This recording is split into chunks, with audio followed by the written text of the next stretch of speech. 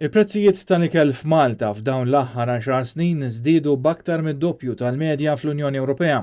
Il-Journal Times of Malta jirrapporta li l-prezzijiet tal-ikel f'Malta qed jiżdiedu b'rata ta' 2.9% filwaqt li fl-Unjoni Ewropea l-prezzijiet tal-ikel jiżdiedu b'medja ta' 1.4%. Barra minn hekk, ċifri tal-Eurostat maħruġa aktar kmieni din is-sena juru li l-prezzijiet tal-ikel fl-2018 f'Malta kienu 12% ogħla mill-medja tal-Unjoni Ewropea. ċifri oħrajn din id-darba tal-Uffiċċju Nazzjonali tal-Istatistika juru li l-prezzijiet tal-ikel huma l-akbar kontributur tal-għoli tal-ħajja f'Malta. Intervistat minn Times of Malta l-ekonomista Gordon Cordina qal li l-familji Maltin jonfqu medja ta' madwar 20% tan-nefqa tad-dar fuq l-ikel.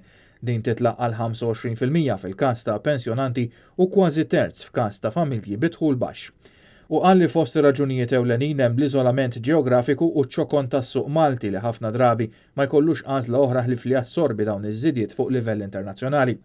Il-Partit Nazzjonalista ilu xhur sħaħ jitkellem dwar il-fatt li ħafna familji u ħaddiema mhux ilaħqu sal-aħħar tax-xahar.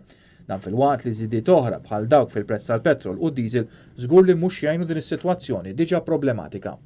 U huwa propju għalhekk li fil-baġit li jmiss il-familji Maltin u Għawċin qed jistennew żieda l-għoli tal-ħajja li ma tkunx sempliċement il-minimu rikjest mis-sistema tal-kola.